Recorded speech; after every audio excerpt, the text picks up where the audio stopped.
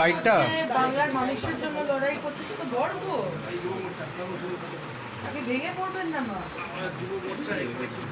আপনার ছেলে যে লড়াইটা করছে বাংলার মা বোনেদের জন্য, ও তো গরু চুরি করেনি। ও কি গরু চুরি করে জেলে গেছে, নাকি চাকরি চুরি করে জেলে গেছে বলুন? বাংলার মা বোনেদের সাথেও লড়াইটা করেছে, এই কারণে আজকে ওকে জেলে যেতে হয়েছে। আপনি গর্ববোধ করুন, যেরকম আপনি সন্তানের মা,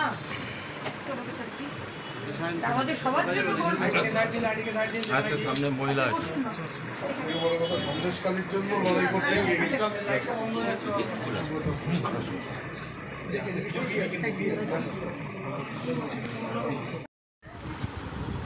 বাবার মতো লড়াই করতে পারবি তো? এটা ঘর আছে একটা দিকে এই যে ও সবার কাছে যাবে, কান্না করে। কি নাম আদিত্য? ওর নাম তো বুঝে গেছে, দেখলো তো দেখে নিচ্ছে ভালো করে। সূর্যের কাছে তো, সূর্যের কাছে গেছে তো আদিত্য আমাদের, তাই তো? হ্যাঁ, সূর্য হবে বাবার মতো, সূর্যের মতো জ্বলবে। তোমরা যেভাবে লড়াই করছো, মাকে একটু বসুন, যেভাবে লড়াই করছো আমাদের লড়াই সেভাবেই চলবে।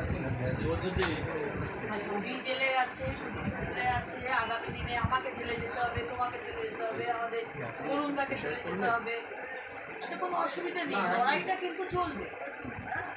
আর অন্যায়ের প্রতিবাদ হবেই। এখানে কিন্তু আমাদের কার্যকর্তারা অবশ্যই তারা জানে, কিন্তু সাধারণ মানুষকেও এটা বলতে হবে যে আমাদের কিন্তু এই সরকার কমাতে পারবে না। আমরা তো আর কয়লা চুরি আর গরু চুরি করে জেলে যাইনি দিদি।